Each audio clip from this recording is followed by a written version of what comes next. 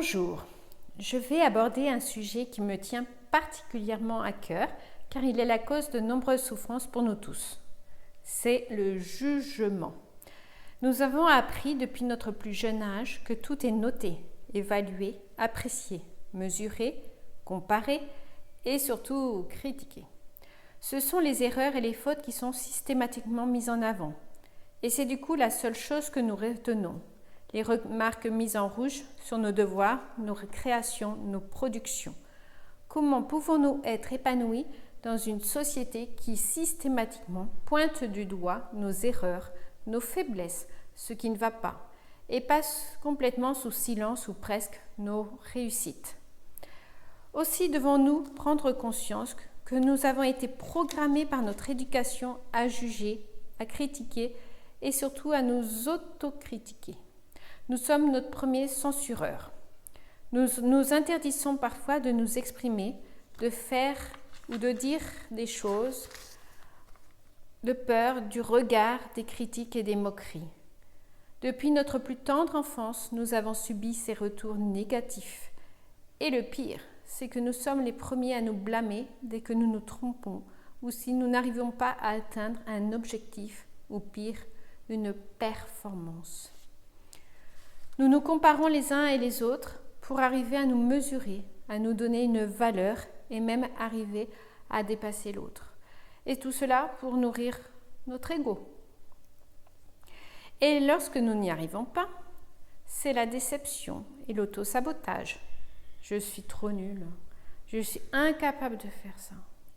Quelle niaise! Alors, comment sortir de cet auto-sabotage et ne plus critiquer les autres et surtout soi-même?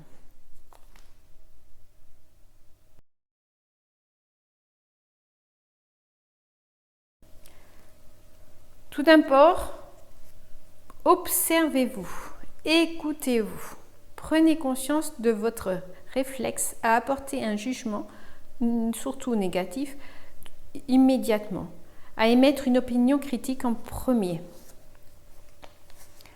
Ensuite, c'est la transformation.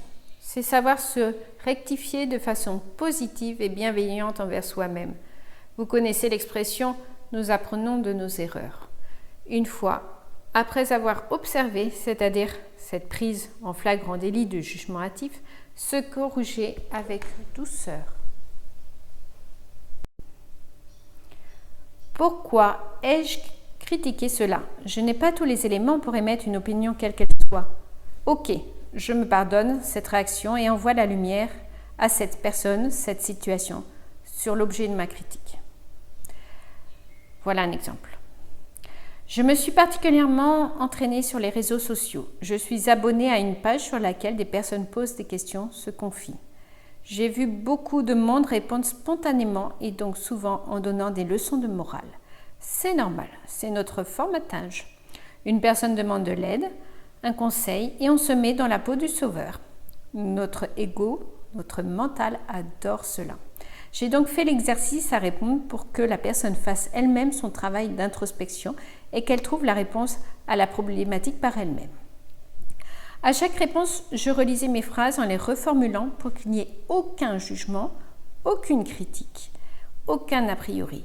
C'est très difficile, je vous l'assure. Malgré cet entraînement, je travaille toujours aujourd'hui pour me déprogrammer.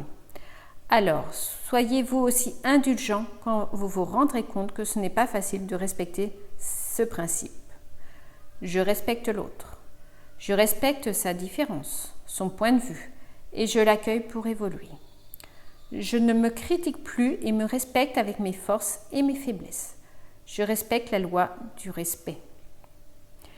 Merci pour votre écoute, mais la théorie c'est bien, mais n'oubliez pas de pratiquer. Je vous souhaite une belle évolution personnelle, paix, amour et harmonie dans vos vies.